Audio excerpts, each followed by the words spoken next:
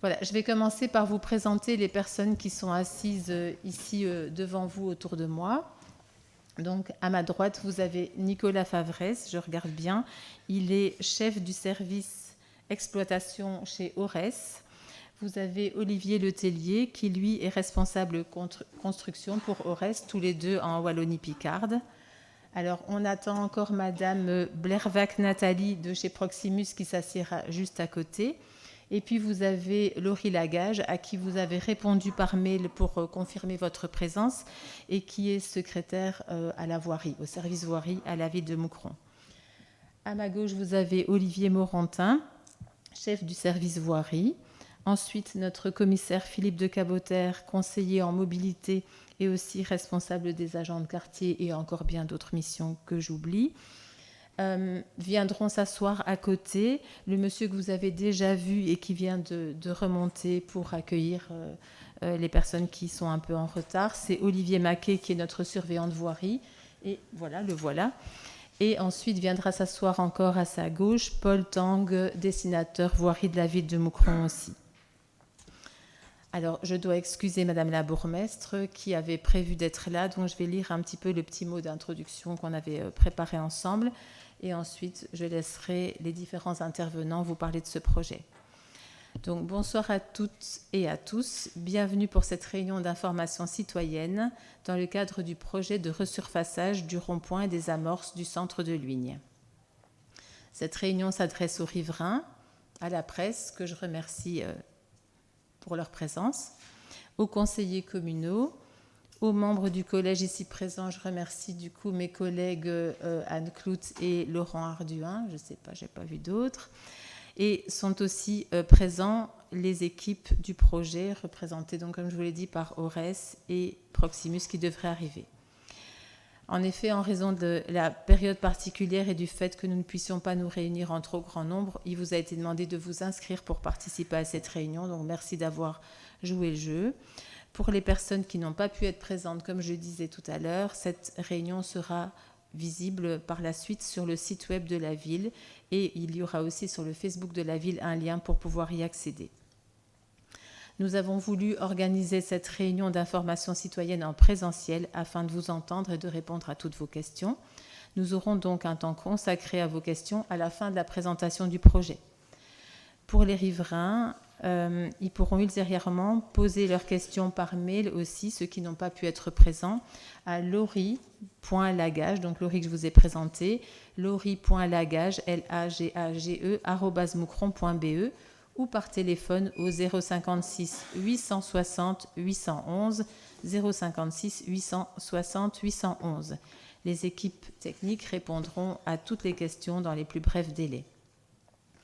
Alors, les travaux consistent en un resurfaçage, comme je le disais tout à l'heure, du rond-point de la place de Luignes, dont l'asphaltage se dégrade de plus en plus. On a beau reboucher, mettre des rustines, rien ne tient. Les amorces sont aussi en piteux état. Et donc, le bureau d'études voirie et moi-même, nous avions prévu ces travaux de rabotage, réasphaltage durant les vacances d'été afin de causer le moins de désagréments possible. Mais si nous vous avons réunis ici ce soir maintenant, en octobre, c'est parce que Aurès, société d'impétrants qui est souvent partenaire dans nos projets, et Proximus ont des interventions dans le même périmètre. Et donc Aurès aura une grosse intervention en gaz qui doit forcément être réalisée avant notre intervention de surfaçage et de finition des travaux du centre de Luignes. Donc je vais céder la parole à Olivier Morantin, qui est responsable de notre bureau d'études voirie, mobilité et signalisation. Il vous présentera le projet. On va d'abord vous présenter le projet ville, ce que nous avons prévu comme réaménagement. Ce ne sont pas des gros réaménagements, mais ce sont des travaux d'entretien. Ensuite, ce sont monsieur Nicolas Favresse et Olivier Letellier qui vous présenteront les travaux préalables qu'Aurès va donc devoir réaliser dans le même périmètre. Je vous rappelle enfin que notre soirée consiste bien en une réunion d'information citoyenne et que les précisions de phasage, timing, vous seront encore adressées via les avis riverains que vous recevrez personnellement dans vos boîtes aux lettres. En tout cas, déjà, merci de votre présence et je vais céder la parole à Olivier. Merci. Merci Madame Lechevin. Bonsoir à toutes et tous. Donc, nous allons vous présenter les travaux qui auront lieu, comme précisé, au niveau du centre de ligne. Cette présentation sera faite en deux parties. Donc, la première partie, ce seront les travaux qui concernent plutôt la ville de Moucron, et la deuxième partie qui concerneront les travaux d'Aurès. Donc, travaux de remplacement des conduites de gaz et pose de câbles en amont des travaux de surfaçage du centre de ligne. Donc, comme je disais, deux parties. La première partie concerne le surfaçage du centre. Alors, on va d'abord commencer par un petit historique de projet. Donc, en date du 22 février, le bureau d'études Voirie Mobilité a conçu le projet et l'a présenté au collège communal pour accord. Alors ensuite, on passe tout de suite en 2022, au premier trimestre 2022.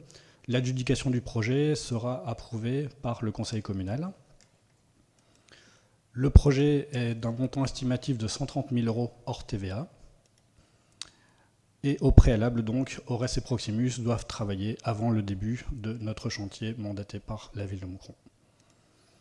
Alors, un chantier, pourquoi faire? Pour plusieurs choses. Là, nous allons procéder à un surfaçage de la voirie du rond-point, ce qui consiste en une réfection de la couronne extérieure de l'îlot du rond-point, au renouvellement du revêtement hydrocarboné du rond-point et de ses amorces. Donc, quand on parle d'amorces, on parle bien de la haut de la rue du village, de la rue Place du Village, de l'amorce de la rue de la Liesse et de la ruelle. Et pour terminer, nous allons procéder à un retraçage de tous les marquages dans la zone de chantier. Donc le maître d'ouvrage pour cette partie-là est bien la ville de Moucron avec donc, la partie voirie mobilité. Et nous intervenons durant les vacances d'été 2022, donc juillet-août 2022.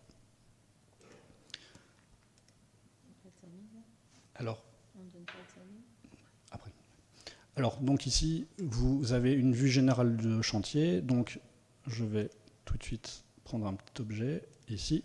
Donc, vous avez le nord du projet qui se trouve en haut. Vous avez donc ici le centre, donc le rond-point de ligne, l'amorce ici de la rue Osdet. Là, encore une amorce. Donc, nous travaillons vraiment sur toutes les amorces qui donnent sur le rond-point. La rue du village, le haut jusqu'à la fin du parking qui se trouve tout en haut de la rue du village, et ici les amorces de la rue de la Liesse et de la ruelle. Donc ici, nous vous présentons un plan général du chantier. Alors là, attention, le nord se trouve ici sur la gauche. Donc voilà toute la zone d'intervention que nous allons refaire. Donc comme je l'ai dit, le rond-point en lui-même, la voirie du rond-point et toutes les amorces.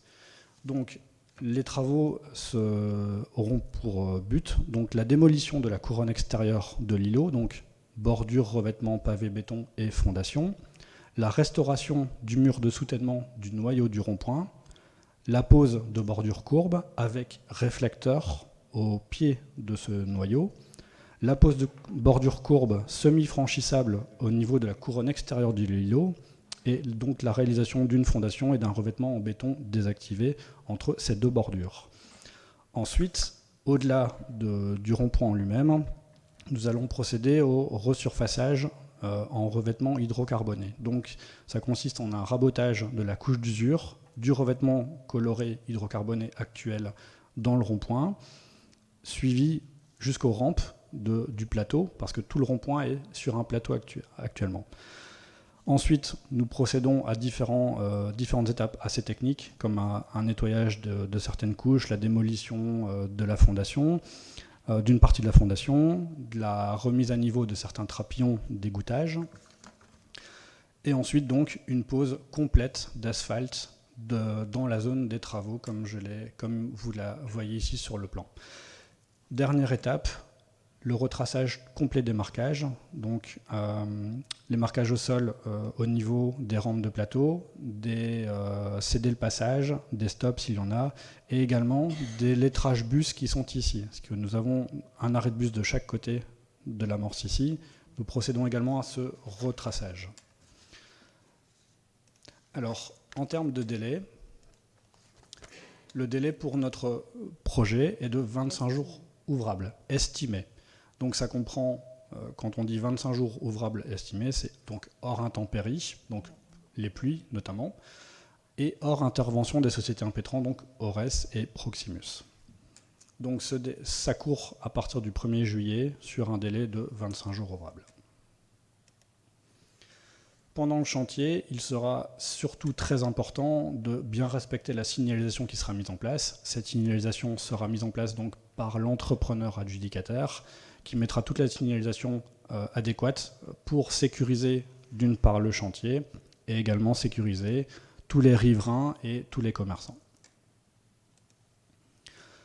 Alors ensuite, par rapport aux accès riverains, donc les riverains et les commerces sont tous toujours garantis. Ça, c'est une imposition que nous imposons dans les différents cahiers des charges.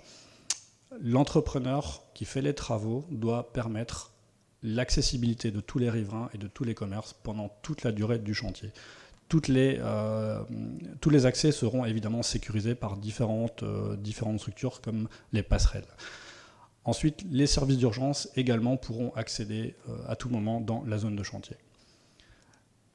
Autre élément également, la gestion des poubelles. Donc le ramassage des immondices aura lieu de toute manière aux horaires habituels.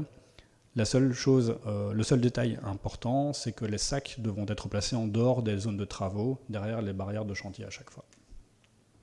Voilà pour la première partie. Donc, comme je l'ai dit, les travaux qui sont mandatés et conçus par la ville de Moucron. Je vais maintenant passer à la deuxième partie et je vais donc laisser la parole à mes collègues, M. Favresse et M. Letellier d'Orès. Voilà. Ça fonctionne, oui? Ok, parfait. Oui. Voilà, donc juste un petit mot d'introduction, vous m'excuserez si mon GSM sonne, je suis de garde en fait pour le Hainaut et le Brabant, donc je devrais répondre, c'est horriblement grossier et je déteste ça, mais bon, j'espère que je pourrai aller jusqu'au bout de la présentation, sinon mon collègue Olivier me remplacera avantageusement, ne serait-ce que pour aller au bout de la présentation, mais aussi comme ça veut dire qu'il ne se passe rien sur le réseau, donc voilà. Donc effectivement, pourquoi on intervient? Donc au niveau de la Wallonie, quand il y a des chantiers, que ce soit au niveau d'Orès ou au niveau d'un autre impétrant ou d'un gestionnaire de voirie, comme ici par exemple la ville de Moucron, on a l'obligation en fait de publier ça sur le site et de voir si les autres gestionnaires de câbles, de conduite ou gestionnaires de voirie sont intéressés d'intervenir. Et donc ici, effectivement, la ville de Moucron allait réfectionner la surface présentée par M. Morantin. Et nous, il se fait que nous avions aussi un intérêt à intervenir parce que nous avons des câbles qui présentent des câbles électriques de moyenne tension qui présentent une certaine vétusté et qu'il était aussi intéressant avec la transition énergétique qui arrive, il y en a peut-être parmi vous qui songent à acheter des véhicules électriques, à mettre des pompes à chaleur, des choses comme ça. Donc on sait qu'on va vers une consommation électrique demain qui est probablement plus importante. Et donc on avait intérêt aussi à renforcer notre puissance électrique sur Luing. Et au niveau du gaz, le réseau on avait de l'acier qui était en place. L'acier, avec le temps, ça se corrode et compagnie. On a des risques à un moment de fuite. Alors, je vous rassure, on n'en est pas encore du tout là. Mais voilà, sachant que la ville allait intervenir, après, ce qu'il faut savoir, c'est que les voiries, quand un gestionnaire de voirie ou un gestionnaire de câbles et conduites intervient, la voirie est gelée pendant un certain nombre d'années. Et donc nous, ce qu'on voulait surtout aussi éviter, c'était d'intervenir de façon préventive pour éviter de revenir faire ce qu'on connaissait il y a quelques années, l'aspect patchwork où la ville ou la commune refaisait une voirie et puis on venait taper tous des petits morceaux à gauche, à droite. Donc ici, l'objectif, c'est de renouveler les installations de gaz, les installations électriques pour, idéalement, on n'est jamais à l'abri d'un souci, mais normalement de ne plus devoir réintervenir sur les installations pour les prochaines années. Tu peux avancer ? Ouais. Voilà. Et donc, oui, j'ai déjà un peu brodé là-dessus. J'ai complètement spoilé le slide. Mais effectivement, donc on va intervenir. Et quand on intervient, comme je disais, au niveau de la coordination entre impétrants et entre gestionnaires de câbles et conduites, on doit publier. Et tous les gestionnaires de câbles et conduites qui sont intéressés, Et donc ça va de Proximus, l'IEG, absolument tous les gestionnaires qui sont intéressés doivent se manifester et on intervient en synergie. Donc l'objectif est en fait de ne vous ennuyer qu'une seule fois et plus plusieurs fois, et d'ouvrir une seule fois pour renouveler et poser tous les câbles, les conduites, etc. Je vais peut-être céder la parole à Proximus.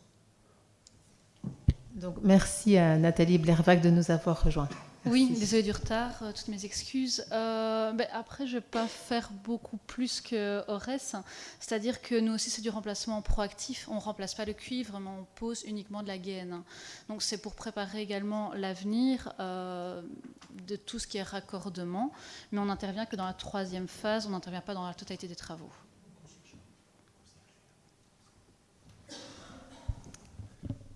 Voilà. Voilà. Et donc, comme Madame Leschwin l'a expliqué, notre objectif à tous les gestionnaires de câbles et de conduites, en l'occurrence ici à Proximus et à Ores, c'est d'avoir terminé quand la ville va intervenir pour faire ses réfections. Donc on est tenu d'avoir terminé pour juin quand la ville va intervenir. Tu peux passer au slide suivant. Alors de nouveau, attention, on a essayé de vous garder attentif, donc on a changé parfois l'orientation de la carte pour essayer de vous garder attentif. Vous voyez qu'il y a 3 couleurs en fait. Quand il y a uniquement des pauses de gaz, ça se trouve en rouge sur la carte. Alors donc le nord est sur votre gauche ici. Donc uniquement des pauses de gaz et de renouvellement de conduites en acier par des conduites en polyéthylène, c'est en rouge. Quand c'est uniquement de la moyenne tension, on sera sur du bleu. Et alors quand au niveau d'Ores, on intervient sur les deux, le code couleur qu'on a choisi ici, c'est le vert. Donc ça veut dire, là, on remplacera à la fois l'électricité et le gaz. Ça va ? On remplace le gaz au niveau de la moyenne pression, on remplace l'électricité au niveau de la moyenne tension, mais on n'intervient pas du tout, il n'y a pas de raison d'intervenir sur la basse tension. Donc ça veut dire aussi que vos raccordements individuels au niveau du domicile en basse tension ne seront pas concernés. D'accord ? Ce n'est pas tout à fait le cas au niveau de la basse pression pour les quelques personnes qui ont le gaz, et je vous encourage, c'est un très bon moyen de chauffage, donc je vous encourage à signer pour le gaz. Mais au niveau du gaz, il y aura des renouvellements de branchements. On en a 5 ou 6 sur le chantier, d'accord ? Sur la première phase. Oui, slide suivant. Donc, alors, ici, on a en fait phasé en 3 parties. Oui, Eleonore est de nouveau... Merci, merci Olivier. Donc, on a fait plein de petits pièges pour que vous soyez attentifs. Effectivement, ici, on a essayé de phaser en 3 parties. L'objectif est de vous impacter le moins possible. La première phase, c'est la partie nord, qui est reprise en jaune sur le slide. C'est la partie qu'on espère...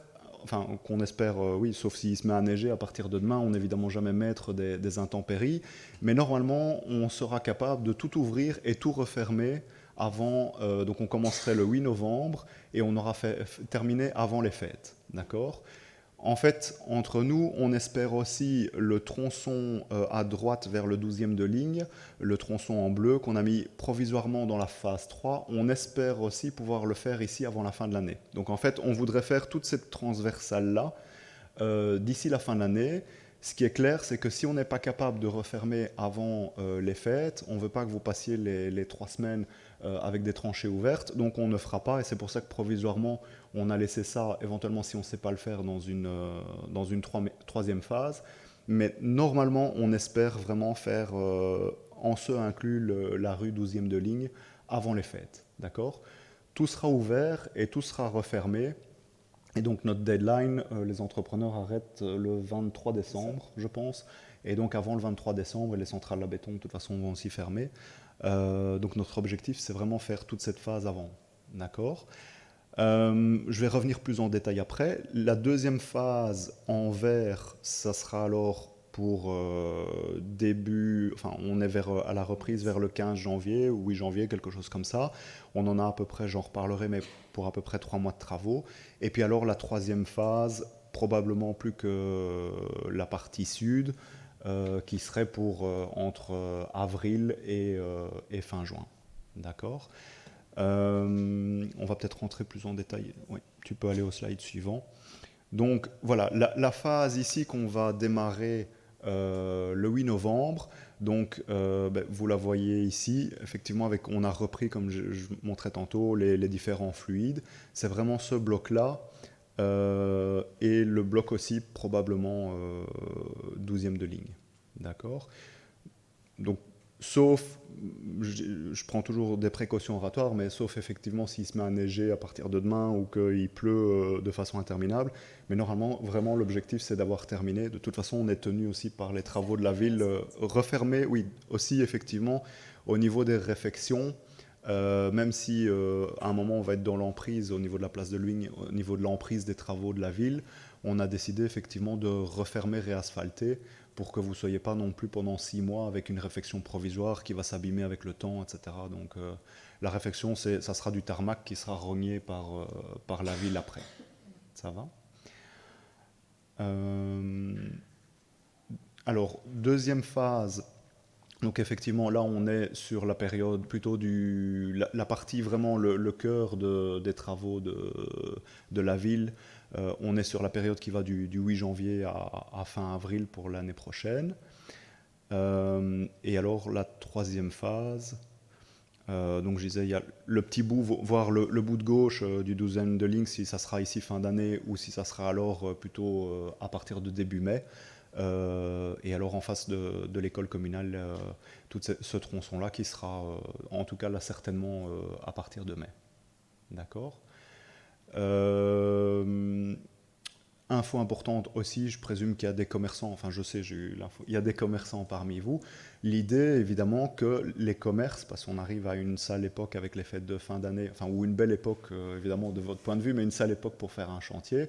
L'idée évidemment, les commerces resteront accessibles tout le temps. Donc il n'est pas question, vous aurez accès au niveau des commerces pendant toute la durée du chantier. Et on a travaillé très fort main dans la main avec la ville et avec la police aussi, au niveau des accès, au niveau du parking, pour que ça reste, enfin ça c'est peut-être la police qui expliquera tantôt, mais pour que effectivement vous ne soyez pas pénalisés, que les commerces restent accessibles avec du parking et compagnie. Ben voilà.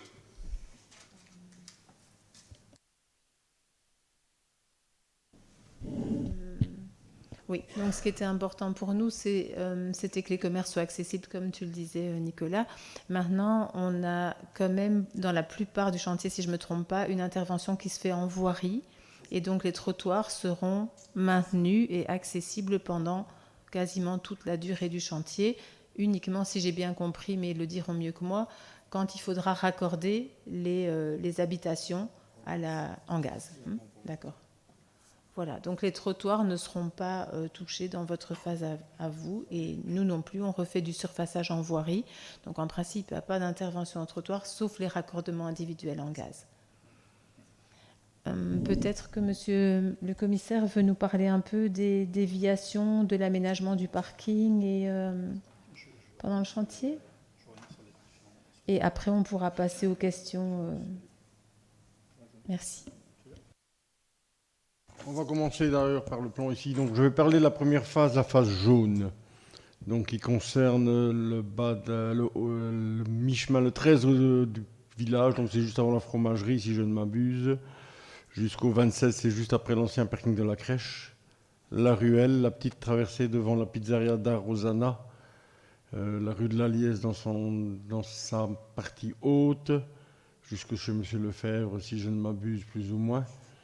Et voilà, donc ce qu'on a fait là, ce qu'on a voulu faire et pourquoi on l'a organisé comme ça, la place de Luynes, donc la place historique côté monument aux morts, restera accessible au parking, en tout temps et en tout moment. La seule chose, c'est qu'il faudra y arriver par la rue Osdé ou par la rue de la Montagne. Mais ça veut dire qu'on a préservé, à l'exclusion de 2 places, tout le stationnement à cet endroit-là. Justement pour les petits commerces, pour le boulanger, je ne sais plus s'il est toujours en fonction, le coiffeur, le pharmacien qui a ses entrées, les événements qui ont lieu près du monument aux morts et à l'église. Donc ça c'est la phase 1, donc jusqu'à fin d'année, on est garanti de maintenir le stationnement sur la place de Luynes à l'exception de 2 places. Donc là on a essayé de faire ça. Naturellement tous les cheminements piétons seront accessibles. Donc vous ne pourrez pas On va traverser. supprimer les petits potelets entre les deux parties de ce parking pour savoir justement accéder par, on va dire, à peu près en face de la pharmacie et dans la partie qui est jusque chez le coiffeur. D'accord ? Donc tout, ce sera d'une venue en fait. Donc ça, c'est une seule zone. Une fois ces travaux terminés, là, on attaque le gros chantier. Pour moi, c'est le plus gros chantier. C'est la fermeture totale du rond-point avec les 3-4 amorces, plus la nouvelle partie de la place qui se trouve devant la boucherie de Buff, qui, elle, sera malencontreusement inaccessible du fait qu'on doit travailler dans la rue Louise à Sonville, entre la rue Jean-Baptiste de Cotigny. En voiture, je précise bien en voiture. Donc inaccessible parce qu'on doit travailler de la rue Jean-Baptiste de Cotigny, dans la rue de Carrefour Baptiste de Cotigny, jusqu'à rue Louis d'Assonville. Après, on s'en va dans la rue Osdé. Puis on repart Commissaire, jusqu'à l'ancienne limite. Jusqu'à l'ancienne limite qu'on avait mise aux 13 rue de Place du Village. C'est la nouvelle limite dans l'autre sens. Et alors rue de la Montagne aux environs du Clos des Léniers. Donc là, malencontreusement, ça nous impose beaucoup de soucis, beaucoup de fermetures, beaucoup de soucis de mobilité, et notamment pour les gens qui ont l'habitude de traverser Luignes et de se rendre à Moucron-par-Luignes. Chance pour nous, je vais dire, au mois d'août, nous avons pu ouvrir la 518, à hauteur de la chaussée de Luignes, la route de la Laine, pardon, la 518. Chance pour nous, on pourra réorienter. Et j'ai pris la précaution de réorienter d'assez loin les personnes qui veulent se rendre à Luignes. Donc j'ai demandé du moins la possibilité de commencer au niveau du rond-point du Mime. Donc déjà réorienter à partir de là. Parce que ça ne sert à rien d'envoyer les gens en chaussée de Dautigny s'ils sont bloqués à l'entrée de la rue Osdé. Donc on a essayé de faire le plus grand possible, le plus large possible, d'éviter cette zone de transit, mais que les commerçants et les riverains puissent avoir et leurs clients et leurs accès le plus longtemps possible et le meilleur possible. Voilà. On n'a pas su mettre de plan de déviation ici sur la feuille parce que c'est tellement conséquent à mettre en place que je ne sais pas le décrire rue par rue, morceau par morceau. Donc, mais sachez que la priorité première de l'Échevine, des services communaux, d'Orès a été de faciliter l'accès en tout temps et à tout moment au commerce et aux riverains. Et aux écoles. Et donc, je voulais juste ajouter, commissaire, parce que c'est vous qui avez pensé à ça, mais vous ne l'avez pas redit, que la rue Jean-Baptiste de Cotigny, pendant qu'on travaillera sur la face verte, donc ça veut dire tout autour du rond-point, la rue Jean-Baptiste de Cotigny, vous aviez proposé de la mettre en sens unique inversé, de manière à pouvoir accéder à l'école communale. Parce que sinon, ce ne serait pas possible. En fait, c'est tout à fait ça. Donc, si je la laisse dans l'état actuel, la rue Jean-Baptiste de Cotigny ne sert plus à rien. On ne sait plus rentrer dedans, on ne sait plus sortir. Donc, pour qu'elle serve encore, on va rentrer par la rue du Crombion et on sortira par la rue Louis d'Assonville. Et ça nous permettra à nous également d'alimenter l'école communale avec les véhicules. À pied, on saura toujours le faire. Mais c'est la petite astuce qui a été trouvée pour permettre d'alimenter. Et que les gens de la rue Louis d'Assonville, ça va encore arriver chez eux aussi. C'est important. Bah oui, mais c'est important aussi. Et donc pour être vraiment sûr d'avoir tout compris, moi aussi je repose des questions, mais comme ça nous permet d'en parler. On n'entame pas la longue continuité bleue tant que ce qui est en vert n'est pas réfectionné et accessible. Donc on pourra à nouveau entrer dans le rond-point, aller jusqu'à la boucherie ou autre par les accès de la phase 2. Alors tout à fait, donc une fois que la phase 2 est finie, mais la phase 3 était plus un travail en demi-chaussée, si je ne m'abuse, M. Fabresse. Ce n'est plus une fermeture totale de la zone. La bleue aussi, c'est une fermeture totale. Excuse-moi, j'avais mal compris le dossier. Mais donc on va y arriver, mais on va toujours partir sur le même principe, l'accessibilité maximale des gens. Donc voilà. Et on ne commencera les travaux dans un secteur que quand l'autre sera terminé, et réfectionné, et accessible.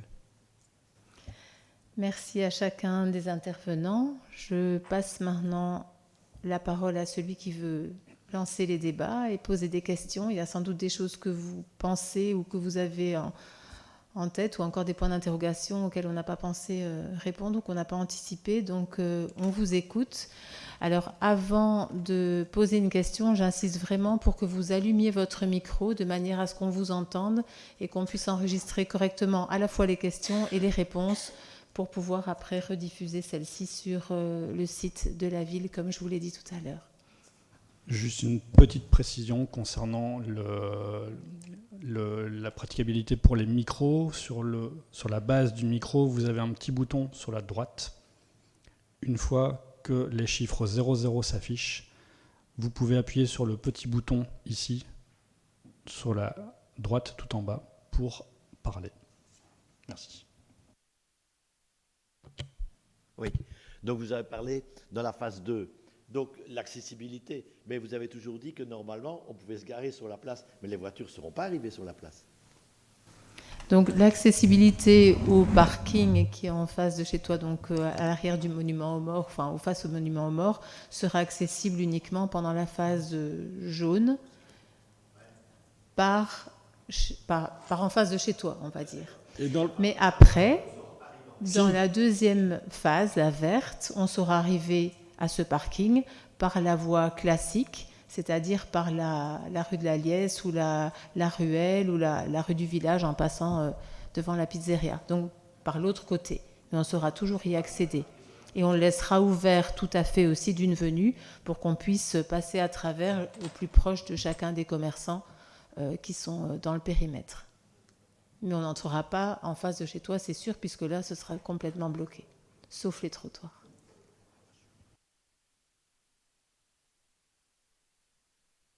Une autre question ? Ici peut-être. Voilà. Juste une petite question pratique sur la partie verte, la phase 2. Donc, est-ce qu'il ne serait pas peut-être plus judicieux de prendre une partie de la phase 3 pour aller jusqu'à la rue Jean-Baptiste de Cotigny, de faire cette phase verte là aussi, parce que notre parking de ce côté-ci sera alors accessible, plus accessible dans la phase verte ni dans la phase bleue, apparemment. Donc dans la deuxième partie, du côté de chez le boucher de Buff, la partie verte sera là dans la phase 2 et le parking là sera totalement fermé. Mais dans la partie bleue qui va recommencer pour la phase 3P, jusqu'à la rue Jean-Baptiste de Cotigny, ce sera encore fermé. Donc on sera parti sur une période beaucoup plus longue pour 20 mètres. Donc, monsieur, on va reconsidérer votre question, c'est tout à fait raisonnable, hein, mais on parle justement du carrefour. Moi, je parle toujours carrefour Baptiste de Cotigny d'Assonville. Hein. Sachez que votre parking devant la boucherie, une fois phase verte finie, sera accessible par le rond-point comme elle l'est tous les jours, maintenant. Donc, quoi qu'il advienne, il n'y a qu'un petit instant de chantier. Quand on bloque le petit morceau de Cotigny jusqu'à, je veux dire, limite de la place, oui, dans la rue d'Assonville, où là on a un petit souci, et ça je n'ai pas à moins que monsieur le tellier ait une réponse, mais sachez qu'une fois la phase verte terminée, vous saurez accéder au parking de chez Debuff. D'accord. Oui, il n'y a pas de souci, on peut prolonger de 20 mètres, on peut se mettre en parallèle à la cabine, donc on peut prolonger de 20 mètres. Pour sortir, de toute façon, c'était l'objectif de base, c'était de sortir avec la phase 2 en vert, en dehors des travaux de réfection. Donc effectivement, sur le plan, il y a une petite erreur. Le phasage qui a été prévu va bien en dehors de la zone de travaux. Donc le trait bleu que vous voyez à la rue d'Assonville. D'accord. Quelqu'un d'autre pour une question ?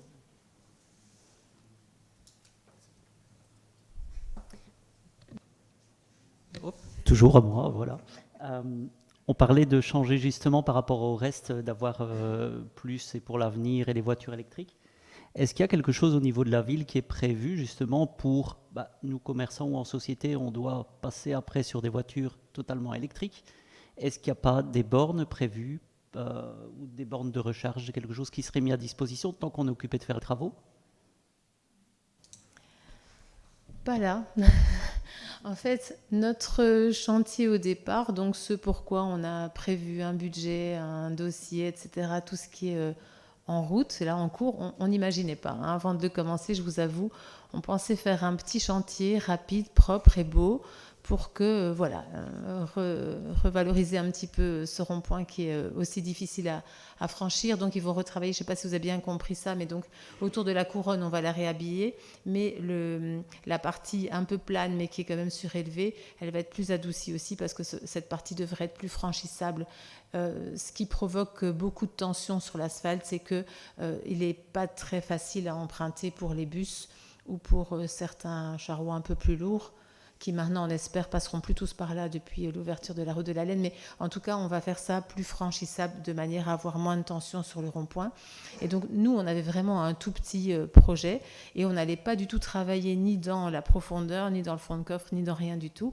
Et donc, on n'avait pas du tout prévu ce genre d'aménagement. Maintenant, dans les autres chantiers, mais voilà, ça te concerne moins, de la ville. Chaque fois qu'on fait des travaux d'aménagement dans des zones un peu importantes et qu'on travaille en profondeur, alors on demande à Aurès de renforcer, de pouvoir nous installer l'une ou l'autre borne. Ce sera le cas à Dautigny, où on refait tout le quartier de la place Valère-Grémont-Pont, la rue Georges de Smet, la rue du Pont-Bleu et jusqu'à la rue du Trieux. Et donc là, il y aura de quoi placer une borne de recharge. Ici, c'est pas prévu. Donc, mais bon, c'est pas pour ça qu'on le fera jamais. Hein. C'est pas forcément des grands travaux et on pourrait être en dehors de la zone. Je pense à la chaussée de Luynes. Pour arriver sur la place, il y a moyen, quoi. Voilà, donc c'est pas prévu cette fois-ci. Quelqu'un d'autre ?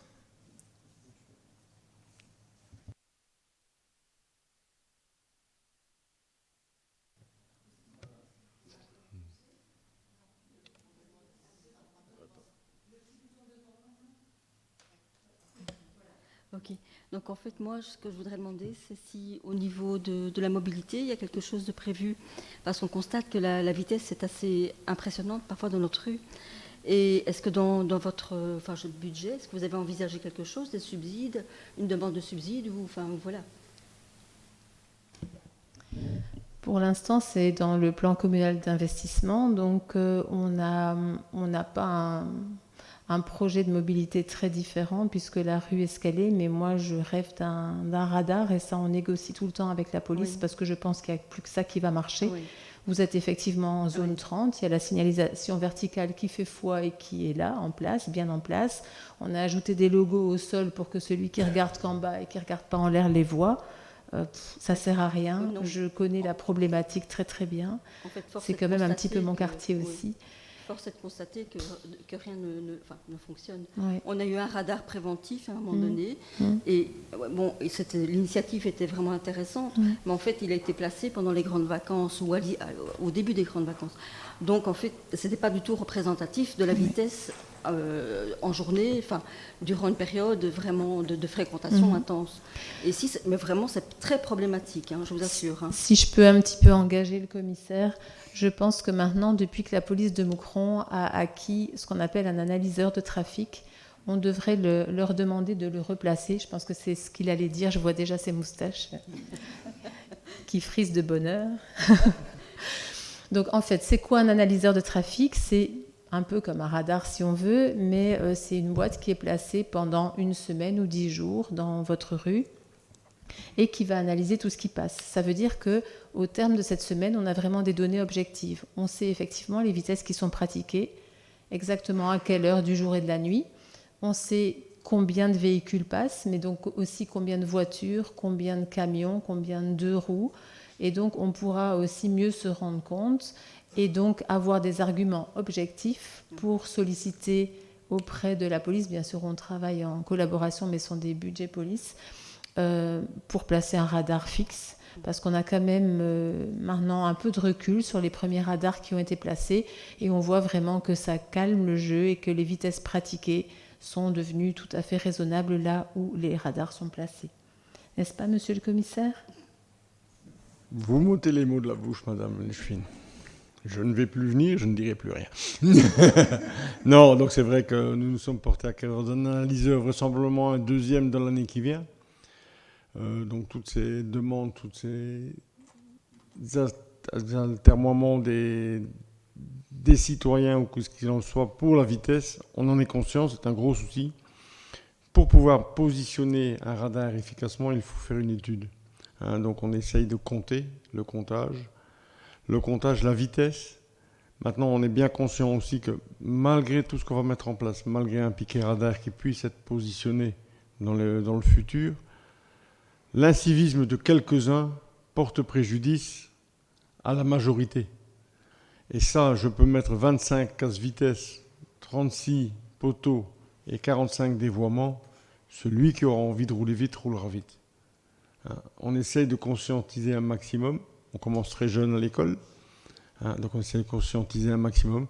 Mais comme dit Madame Lechfine, il n'y a qu'une seule chose qui marche, c'est quand on touche au portefeuille. Et quand on touche au portefeuille, les gens généralement comprennent. Donc, nonobstant le fait qu'on n'ait pas de radar fixe encore dans la zone, donc un poteau, comme il y en a rue de Menac, comme il y en a rue Chaussée de Tigny, comme sur la route express.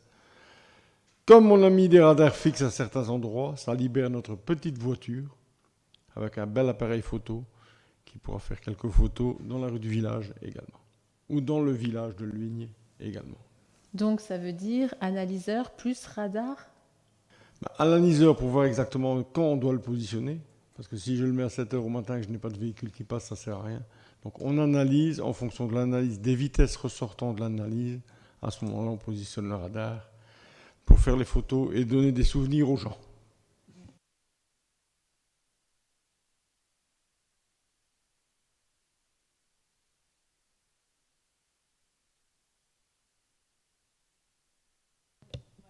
C'est bon?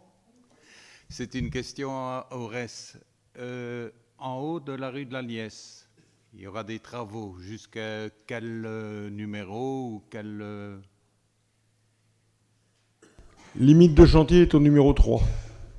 Jusqu'au numéro 3? Limite de chantier, c'est le numéro 3. Si j'ai donné un bon avis sur une bonne demande d'Aurès, c'est le numéro 3. Et vous ne descendez pas dans la rue de la Liesse? Non, du tout. On sort de la zone des travaux de réfection de la ville de Moucron. Ah oui. Voilà. C'est parce qu'à un moment donné, les conduites de gaz s'arrêtent au niveau du numéro 12, je crois, de la maison numéro 12, jusqu'au 18. Il n'y a plus de gaz. Est-ce que ce ne serait pas possible de profiter du chantier pour continuer sur 50, 60 mètres cette ligne de gaz? Vous comprenez? Au 10, ça s'arrête et ça recommence au 18. Mais le 14, donc chez moi, le 16, le 18 n'ont pas de gaz. Je comprends très bien. Et tantôt, je faisais la promotion du gaz dans un contexte justement, économique qui est compliqué. Donc... C'est le moment de faire le chantier, vous êtes là. Oui, alors en fait, la difficulté, c'est que ici, ce qu'on fait, c'est on remplace les conduites. Donc les conduites qui sont en acier, qui sont vétustes, on les remplace par des conduites en polyéthylène. En tant que technicien, on rêverait de pouvoir étendre le réseau. Le problème, c'est que étendre le réseau, ça coûte cher pour de moins en moins de clients et des habitations qui sont de mieux en mieux isolées et qui consomment donc de moins en moins. Et donc, si on choisit d'étendre le réseau, ça coûte à la collectivité, en fait. Donc, vu qu'on est en secteur régulé, puisqu'Aurès a le monopole, le régulateur, qui est la Coop, nous impose pour toute extension de faire des calculs de rentabilité. Et donc, on peut étendre le réseau, mais il faut que ce soit rentable pour la collectivité. Donc, que ce ne soit pas tout le monde qui doive, enfin en tout cas les utilisateurs du réseau gaz qui doivent subsidier pour les autres. Donc, si vous êtes intéressé, nous, on ne demande pas mieux, évidemment. Mais ce que je peux vous conseiller, en fait, on va devoir faire ce fameux calcul de rentabilité, c'est d'essayer de convaincre vos voisins d'être aussi intéressés par le gaz, parce que si vous venez tout seul et qu'on doit faire une extension pour une habitation, ça risque de ne pas être rentable. En général, ce qu'on dit en environnement urbain, comme c'est le cas ici, si on doit ouvrir dans le trottoir, etc., on va calculer que c'est rentable à peu près sur une dizaine de mètres. Alors c'est variable, ça dépend un peu de l'endroit, mais c'est rentable si on doit, pour accorder une maison, une dizaine de mètres. Alors j'avoue que je ne visualise pas tout à fait la distance à faire, mais admettons qu'il y ait 30 ou 40 mètres, il faudrait essayer de convaincre 3-4 voisins de passer au gaz, et si vous faites une demande ensemble, alors ça deviendrait rentable. D'accord ? Ça va, merci. Voilà. Comme ça, au lieu d'en vendre à une personne, j'en vends à 4 personnes d'un coup. Mais comme vous êtes hors de notre zone de chantier, ça peut se faire encore après sans problème. Hein. Ok. Une autre question? Profitez-en, ils sont tous là. Ils sont tous venus rien que pour vous. Merci. Quel spécialiste de la question. En fait, c'est pour nos deux représentants d'Ores et de Proximus. Il y aura des inconvénients au niveau mobilité pour les commerçants, mais aussi pour les riverains. Quel est aussi le niveau d'inconvénient qu'on va avoir au niveau de la distribution du gaz, des coupures d'électricité, peut-être des coupures, et là je parle avec le télétravail par rapport à Proximus, d'avoir des coupures peut-être régulières ou pas du tout, ou est-ce qu'il n'y a pas de risque, j'en sais rien. C'est plus technique. Si je peux me permettre, je vais répondre en premier parce que ce ne sera pas très compliqué. De notre côté, c'est uniquement du proactif. Donc tout ce qui est raccordement, ça ne bouge pas et ça n'entraînera aucun désagrément pour vous. Alors pour nous, la réponse est presque aussi simple. Mais c'est-à-dire qu'en gaz, les seules personnes qui à un moment seront privées de gaz, ce sont, comme je vous disais tantôt, on travaillera sur 5-6 raccordements dans la première phase. Et donc ce sont ces 5-6 personnes qui auront le souci. Mais de toute façon, ils seront prévenus. C'est un rendez-vous qu'on prend de commun accord avec le client.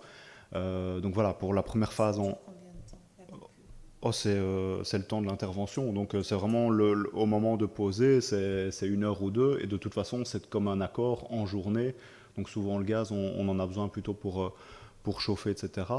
Donc voilà, de toute façon c'est comme un accord avec le client au niveau de l'intervention, mais bon voilà, c'est 1 heure ou 2. Au niveau de l'électricité, on intervient uniquement dans les pauses, comme je disais, tout le réseau basse tension est bon et ne doit pas être remplacé, il n'y a pas de problème de vétusté ou quoi que ce soit.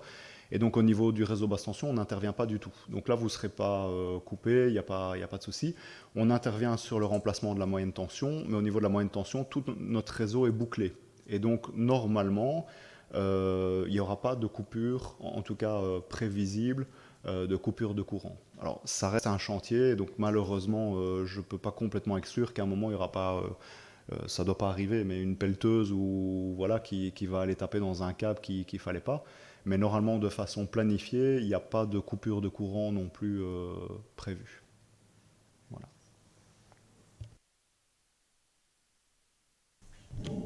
Une autre question? Oui.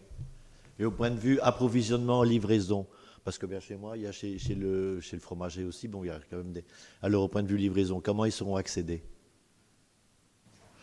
Mais moi, j'ai envie de dire, mais voilà, après on va voir peut-être avec le commissaire, mais puisque vous voyez bien la zone entre la zone charnière entre la première phase en jaune et en vert, qui vont être du coup mises en cul-de-sac, moi je proposerais que vos fournisseurs aillent jusqu'au plus près de chez vous dans un sens et puis dans l'autre, pendant la phase chantier, de manière à vous livrer, éventuellement par le parking aussi, mais bon, il faut voir s'il y a beaucoup de voitures sur le parking, ils ne sauront pas se garer là. Et donc, j'irai jusqu'à la limite la plus proche du chantier. On n'a pas prévu de zone de livraison. Ce qu'il faut savoir encore et qui va être un petit peu embêtant, c'est que la zone en rouge, on n'en a pas parlé, Ores, c'est leur zone de stockage. Donc, moi, j'imagine pas, mais peut-être ils pourront le dire mieux que moi, mais ils ont besoin des énormes rouleaux de câbles. Je vais les laisser parler, je crois que c'est mieux. En fait, on va bloquer la totalité donc, du parking, donc, qui est la zone rouge. Pourquoi? Parce que c'est un parking en tarmac. Donc on y stockera les matériaux de déblai et de remblai, ainsi que toutes les bobines qu'on doit dérouler et les tuyaux qu'on doit poser. Pourquoi on les stocke là? C'est en accord avec la ville de Moucron, c'est pour éviter justement de bloquer les zones de parking sur la place de Luigne. Donc toute cette zone de parking sera inaccessible durant la première phase et la deuxième phase. Et donc, ce qui implique qu'on aura quand même un charroi ponctuel, évidemment, quand on va chercher le matériel, dans la phase 1. Ce qui ne va pas empêcher pour vous de passer en véhicule et d'accéder à la place de Luigne, mais toute cette zone, durant la totalité des 2 phases, sera fermée. Maintenant, pour ce qui est des zones de livraison, comme vous posiez la question tout à l'heure, on a fait, en accord avec la ville de Moucron, de sorte que les phasages soient faits pour nuire le moins possible aux commerçants.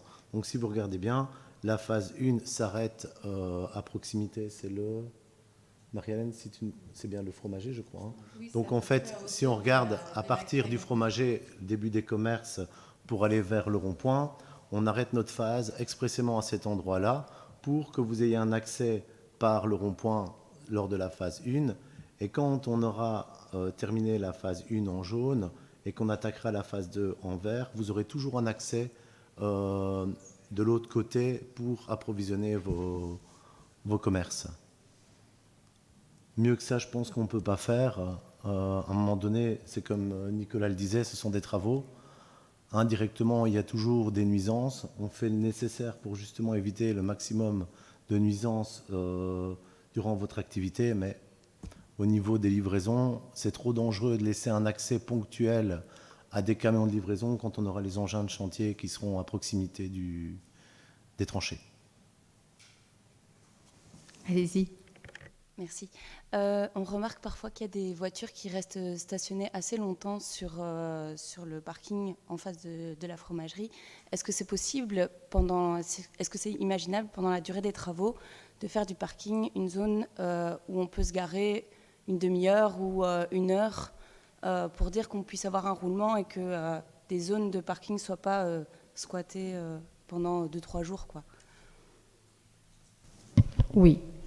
On va faire ça, mais peut-être pas sur l'ensemble de la place, peut-être une partie, donc ça on va encore en discuter en sécurité routière, mais on peut très bien faire ça et c'est une bonne idée. Merci. On va faire ça. Peut-être pendant qu'on parle de ça, j'ai pas non plus dit, mais chaque fois qu'on organise un chantier, on autorise les commerçants à flécher eux-mêmes leur commerce depuis où ils veulent, avec leur logo, leur petit carton, enfin quelque chose de visuel qui les identifie bien.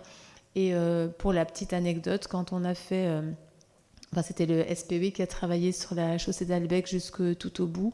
Il y avait là le Lucati, le restaurant que vous connaissez peut-être, qui a mis des petits panneaux un peu partout. Il a vraiment bien fait son job. Et il nous a avoué qu'il avait eu des nouveaux clients qui ne le connaissaient pas, qui ne savaient même pas qu'il y avait un restaurant là-bas. Et donc, ils ont suivi les flèches. Et donc, il était tout content. Enfin, du chantier, on ne va pas dire non plus. Hein, il y a quand même des inconvénients. Je ne vais pas non plus jouer au bisounours. Mais vraiment, ça lui a permis en tout cas d'avoir des nouveaux clients.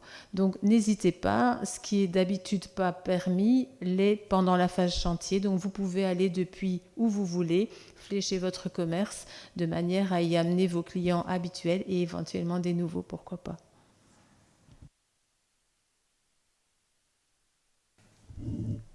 Encore une question ?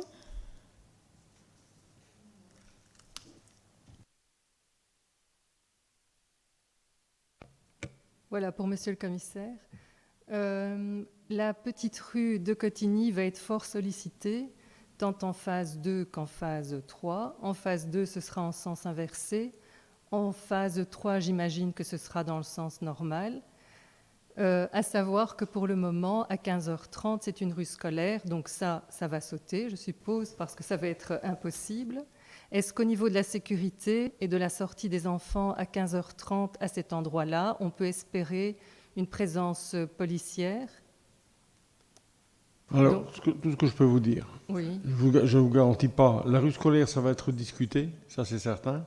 Mais il me semble impossible de la garder parce que sinon le trafic... Je suis d'accord avec vous, pendant ce laps de temps de travaux, ça va être dur de la garder. Maintenant... on travaille sur les traversées scolaires, sachez qu'on en tient 70 tous les jours, avec les gardiens de la paix, les stewards, les policiers. On va voir si on sait réorienter quelqu'un vers la place de vers l'école communale de rue d'Assonville. Je ne sais pas vous le garantir maintenant, je dois revoir mes troupes, et comme je ne sais pas les cloner encore pour l'instant, je vais essayer d'en retrouver un qui pourrait, et notamment peut-être l'agent de quartier de Luigne, qui sera toujours à votre disposition à tout moment pour toutes vos questions. Et je peux éventuellement le réorienter à ce moment-là, aux heures voulues, vers pendant la durée des travaux, ce serait bien, parce qu'en temps normal, on est autonome. Mais là, avec le trafic qu'il y aura et l'étroitesse du trottoir, ça me semble un peu compliqué. Mais tout à fait, mais nous ne perdons pas de vue votre souci. Merci. Et donc c'est principalement à la sortie, le matin, enfin à l'arrivée des enfants, ça va relativement bien. C'est surtout au niveau de 4 heures et du mercredi midi. Bien, mais c'est à la sortie parce que là on sépare, on scinde de primaire et maternelle, et le petit trottoir rue de Cotigny est vraiment très très étroit. Et on a des gens avec poussettes et on a des tout petits 2 ans et demi qui sortent. C'est parfois difficile. Enfin maintenant ça se passe bien, avec la rue scolaire, mais ça me semble difficile. Vous êtes encore toujours notre première et seule rue scolaire. On essaye, on va y arriver, mais maintenant, merci en tout cas. Ça a été difficile à mettre en place, mais ça se passe bien. Très bien, merci.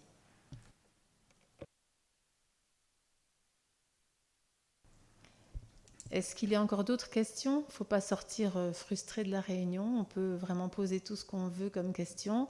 On a au fond les plans. Oui, les plans seront là. Donc, dès qu'on aura officiellement clôturé la réunion par les questions qu'on pourra retransmettre au public, alors on pourra encore se parler en aparté, il n'y a pas de problème. Hein, mais si vous avez des questions, en tout cas, à poser à nous tous ici présents, n'hésitez pas. Clara ?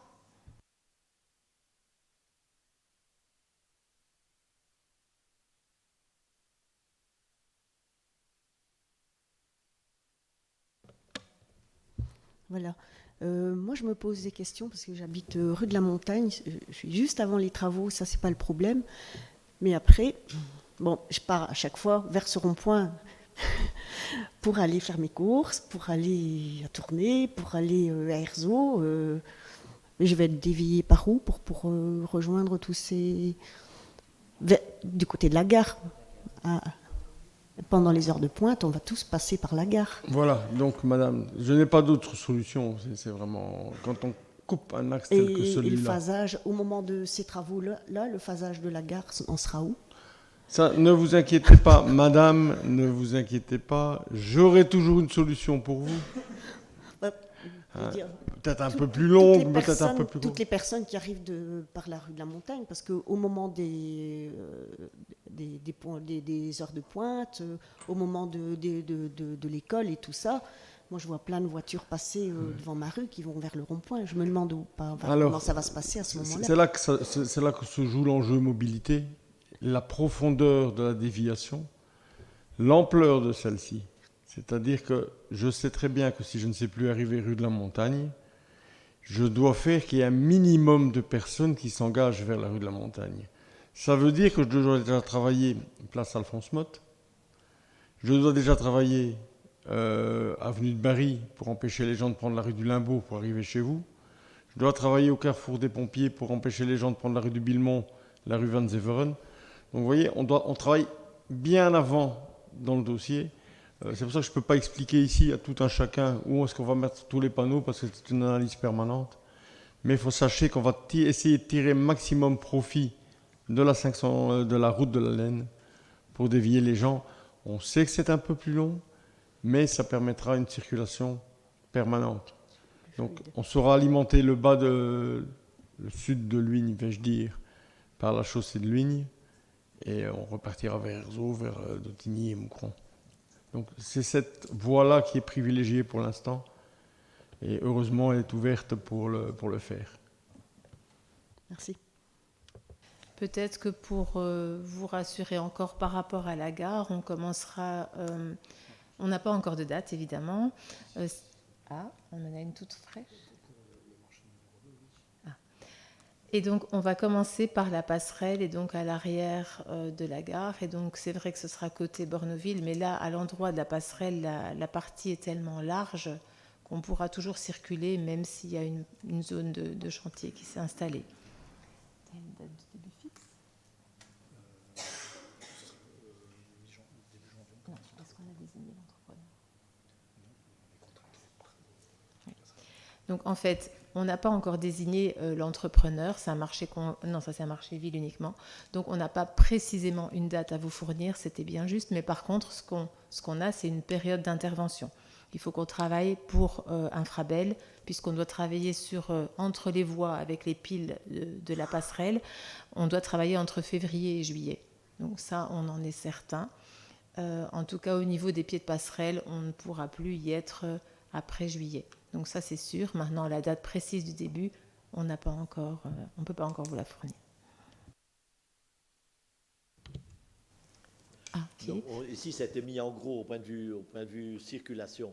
Mais j'aimerais bien, au moment de chaque phase, être informé et de nous donner un peu, comme ça, on sait un peu prendre les devants, on sait un peu comment s'organiser, quoi, c'est ça. Oui, donc, dans le cadre de chaque chantier, les phasages sont chaque fois précisés aux riverains dans des avis riverains. Donc vous recevrez on sera informé de toute la circulation. Une feuille, en principe A4, avec une en-tête un peu rouge, ville de Moucron, etc., chantier. Et donc vous aurez chaque fois le phasage. Vous saurez où on en est. Et donc on va faire ça en collaboration. Et pour Aurès aussi, on va faire le... Voilà. Et l'entrepreneur qui travaille pour Aurès est chargé aussi, en temps réel, le plus proche possible, de vous informer des changements ou des évolutions du chantier, s'il va plus vite ou voilà. Donc vous aurez des avis riverains.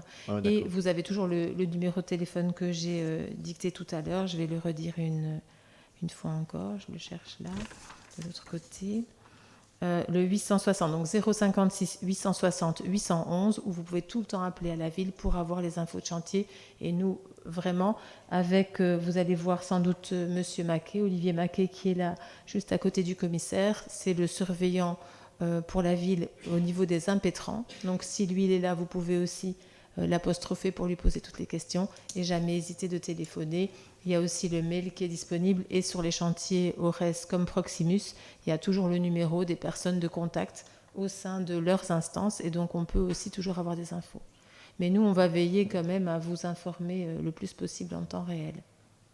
Oui, ce serait bien qu'on reçoive même avec un plan de déviation. Qu'on puisse distribuer aux personnes pour dire voilà, à partir de cette date-là. J'ai pas été jusqu'au bout de ma phrase. Avec un plan de déviation chaque fois pour chaque phase. Avec un plan qu'on puisse informer les gens. Tiens, voilà, à partir de la semaine prochaine ou à partir de dans 3 semaines. Et donc, ces déviations se trouvent aussi sur le site de la ville de Moucron. Donc, on peut aussi, si on a des moyens, des sites ou des Facebook, etc., les diffuser à ses clients aussi ou les afficher simplement. Si c'est terminé, je vais vous proposer de boire un petit verre. Laurie, tu vas nous amener le chariot qu'on nous a préparé. Oui, encore une question. Oui, la petite dernière pour la route. Juste, on parlait de publication et d'être informé, tout ça au niveau riverain. Donc, il y aura bien sur le site quelque chose qui va être mis pour que tout le monde puisse consulter, mais tout le monde ne va pas consulter le site de la ville. Qu'est-ce qui est prévu au niveau du reste de la population d'en informer là, parce qu'on arrive dans les déviations et puis... La presse qu'on a invitée ce soir, et qui a vraiment un rôle important. Ils font diffuser, j'espère, la bonne info. Et donc, après, il y a la signalisation de chantier, pour ceux qui n'auraient pas vu. Mais donc, je pense qu'il y a nos télés qui est là, plus la presse écrite. Je pense qu'on est bien entouré. Le site de la ville de Moucron, qui, malgré ce qu'on croit, est quand même bien visité. Après, il y aura le bouche à oreille, avec peut-être parfois les déformations des informations que vous pourrez corriger, puisque vous avez été les premiers à être informés de comment ça va se passer et du phasage qu'on a prévu tous ensemble pour le bien et le mieux pour chacun, en fait. Et on a quand la confirmation que ça commence bien le 8 ? Ça, c'est aujourd'hui. Ça commence le 8 novembre. C'est fixé. Et donc, c'est pour ça qu'on vous a réunis un peu en urgence. Donc, sachez que pour info, on a un agent de police qui habite pas loin dans le quartier et qui a mis les avis riverains dans vos boîtes dimanche, en promenant avec ses enfants. Et voilà. Il a déposé les avis riverains pour qu'on puisse gagner du temps parce que nos facteurs de la ville étaient pris parce que et qu'on voulait vous informer le plus vite possible de ce début de chantier ici du 8 novembre. On essaye toujours de communiquer le plus tôt, mais c'est vraiment la partie la plus difficile parce qu'on n'a pas toujours toute l'info et que donc Aurès est venu vers nous en disant « Waouh, on a une grosse pause et il nous faudra tout ce temps-là. Et donc si on ne commence pas le 8 novembre, on n'aura pas fini pour la fin juin et donc pour votre début de chantier. Donc là où tout se met en place. Et donc on a fait au plus vite. En tout cas, je suis vraiment contente que vous ayez répondu à l'invitation, que vous soyez si nombreux ce soir pour qu'on ait pu en tout cas vous informer et que vous puissiez après le dire aux autres, puisque on peut le revoir sur le Facebook et qu'il y aura les informations. Donc on peut se poursuivre. Merci. Je ne sais plus quelle personne a parlé du ramassage des poubelles. J'avoue, j'ai pas très bien compris. C'était nous avec la ville. Donc, normalement, dans les avis riverains, vous aurez aussi sur le plan chaque fois un petit endroit où on peut poser les poubelles. Mais donc le ramassage aura lieu au jour habituel et on demande juste d'aller porter ces sacs en dehors de la limite de chantier parce qu'évidemment, s'il y a une tranchée, eh bien, le gros camion pourra difficilement passer là et c'est même pas souhaitable. Et donc il faudra chaque fois viser les limites de chantier. Et le périmètre n'est pas très étendu. Il y a parfois beaucoup de branches, mais chacun n'aura que quelques pas à faire. Et parfois, si on peut faire jouer la solidarité, je sais que souvent dans les quartiers, s'il y a une petite voisine plus âgée, eh bien le voisin il prend son sac en même temps que le sien. Et voilà, on arrive à... Enfin, d'habitude, ça se passe vraiment bien. Je ne vois pas pourquoi à Luigne, ce ne serait pas bien aussi. Donc, voilà. Est-ce qu'on peut... Ah, encore une question, c'est bien. Depuis que j'ai dit qu'on allait boire un petit verre, je vous écoute.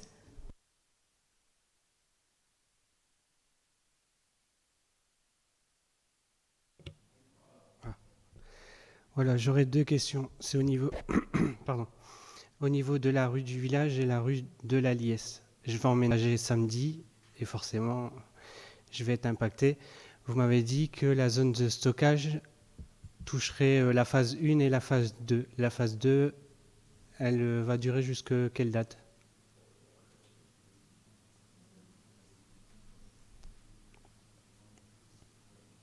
Donc en fait, si tout va bien, encore une fois, comme Nicolas le disait en introduction, tout dépend des intempéries, évidemment, mais on aimerait avoir terminé cette phase pour fin avril, mi-mai.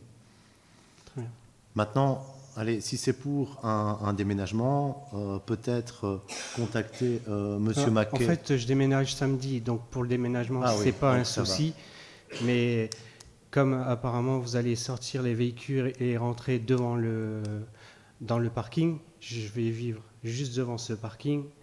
C'est pour savoir comment ça va fonctionner les travaux. Et pareil, j'ai un garage qui est derrière au niveau du 3 de la Liesse. Est-ce que je pourrais rentrer et sortir facilement de mon garage ou pas du tout ? Numéro 3 de la Liesse, normalement, ce sera la limite. C'est la limite, ça. Oui, c'est la limite. Pour cette partie-là, vous êtes vraiment à la limite de fin de chantier. On ne va pas dire qu'on va débuter devant chez vous le 8 novembre. On sera plutôt au mois de décembre. Donc, ce qu'on a possibilité de faire, c'est provisoirement, si la police nous l'autorise, c'est mettre notre barrière chantier à la limite de votre entrée de garage. Vous pouvez y accéder durant la première partie de nos travaux. Et quand on interviendra vraiment devant chez vous, à ce moment-là, vous ne pourrez pas accéder au garage. Par contre, il faut savoir que la majorité des travaux se font en voirie. Et donc, comme on l'avait dit, en termes d'accès piéton, vous aurez toujours un accès piéton pour rentrer chez vous. Donc, il n'y a pas d'intervention autre que celle des raccordements gaz qui se fera en trottoir. Et quand il y aura des interventions ponctuelles, c'est-à-dire des fosses devant vos habitations, il y aura une passerelle pour vous permettre d'accéder à votre habitation. Donc, en termes de nuisance, d'accessibilité chez vous, il n'y a pas de souci.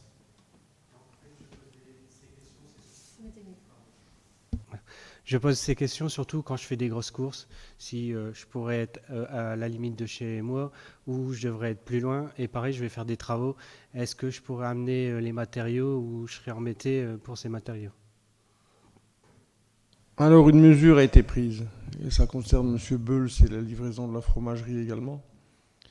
Aux abords de toutes les fermetures de chantier, donc que ce soit le numéro 3 rue de la Liesse chez vous, le numéro 27 de la rue du village, le numéro 13 de la rue du village, la ruelle, j'ai pris la mesure d'interdire l'arrêt et le stationnement pour permettre le retournement. C'est simplement l'arrêt et le stationnement simplement pour garantir une zone où personne ne se positionne.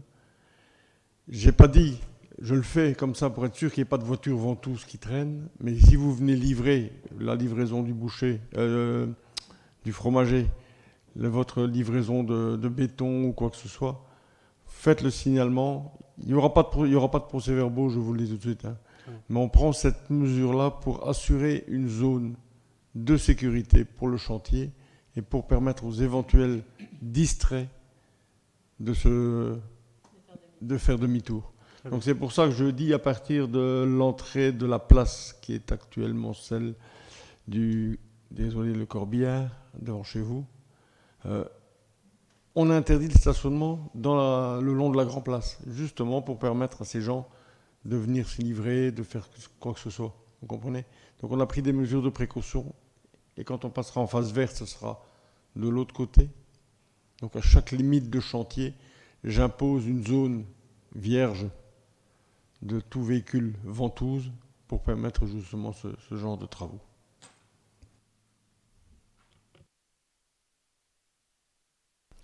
Merci à vous tous. On va clôturer la réunion ici.